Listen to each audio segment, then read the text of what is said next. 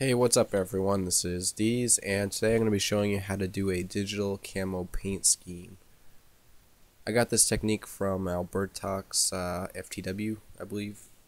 I'll link to his YouTube channel.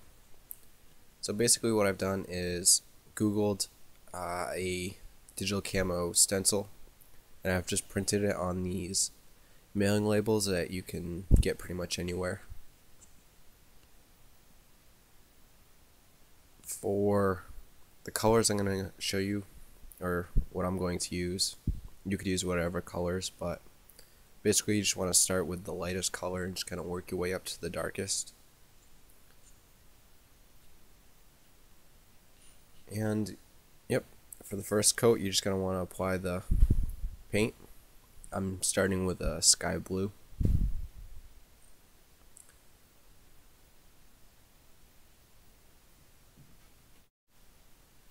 Alright, so you kind of want to plan what you're going to do first, but the next step is to cut out the stencil pieces and apply them as you want to. You're going to want to use a new hobby knife so it's as sharp as possible.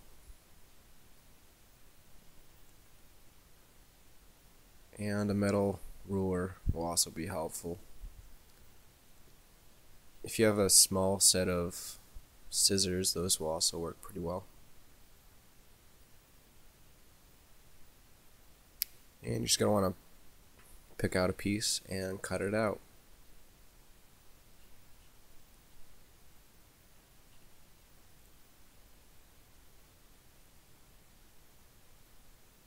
And you can just use your hobby knife to separate it from the backing.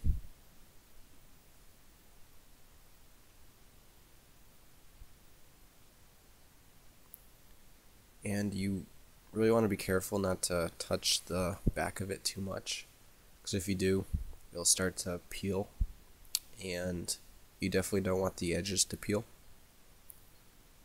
So I'm applying them at an angle, and I didn't do a really great job, but you kind of want the straight edges to be parallel with one another just to get a nicer appearance, but it's really up to you. And I'm also going pretty light with the pattern.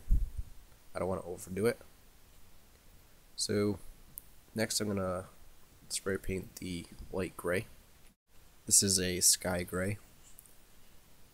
As you can see, the shield is two pieces. The final coat of the larger piece will be a dark blue, and the final color of the smaller piece will be a black. But they're going to share the gray colors, so I could do them at the same time. And since the next two coats will be the same, I'm just going to snap these together. This way I can overlap a few of the stencil pieces that I cut out over the edges, just to make it look a little more like it's one piece, not like two pieces. Again, not going too overboard, I just cut out a bunch more pieces and applied them at an angle. However you want to do this is up to you. You can apply a really heavy pattern or a light pattern. Alright, for the next color I'm going to use a dark sea gray.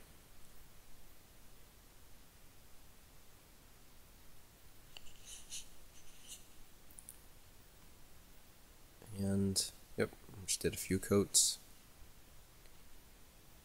A few pieces are starting to peel. That's actually not good, but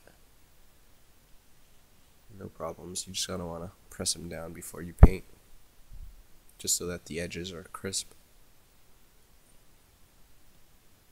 And for the last coat of stencils, I'm just gonna apply them in the gaps, just to kind of like even out the pattern.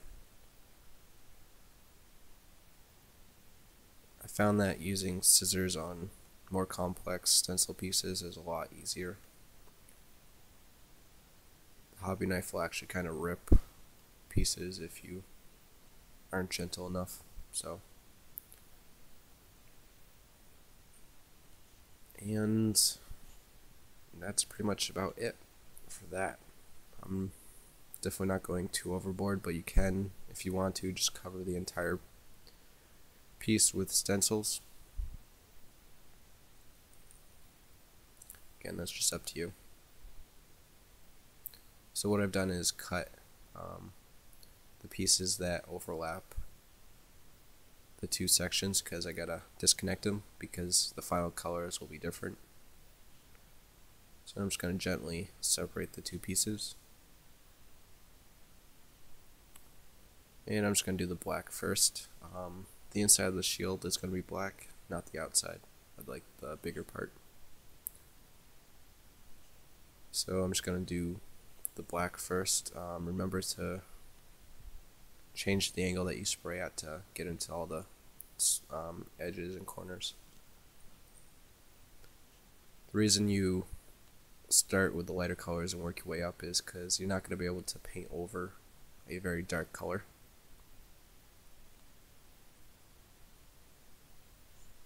And for the bigger shield part, I'm going to use royal blue. It's a gloss. I probably should have mixed it with a flat base to make it a flat color. I'll show you how to do that in another video, but using a flat clear, I should be able to flatten everything out, no problem. And once you've finished all your painting, you can peel up the pieces to see how it turned out. One thing I didn't really mention is you want to let the paint dry before applying the stencil pieces. Tamiya paint, which I'm using, takes about an hour to dry, so you want to give them about an hour before you do each coat.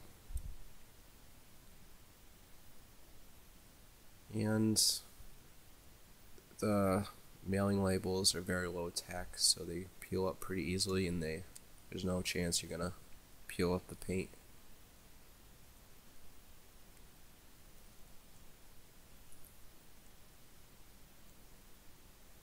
So this is the first time I have tried this. That's why I'm just doing the shield. It's pretty inefficient to just do one piece at a time, but I'm just practicing on this smaller piece just to make sure the color scheme works and make sure that the pattern that I'm using looks good. And so far so good. Not perfect, but it's my first try, so I'm okay with the results so far. Some pieces you may need to use your hobby knife just to lift up the edges. And with your tweezers you can just peel them off.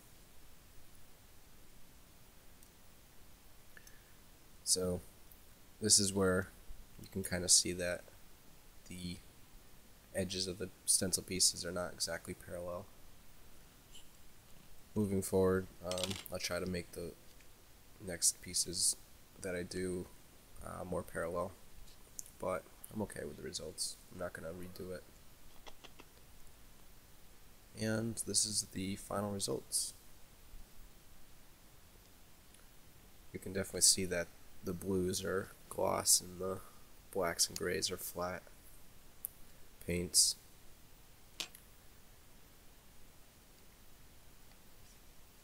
So, yep, this is how to do a digital camo paint scheme. Hopefully this was helpful. And if you have any questions, hit me up, and I'll try my best to answer them. Next is to clear coat, and I'll be coming up shortly. So, thanks for watching, and I'll see you guys next time.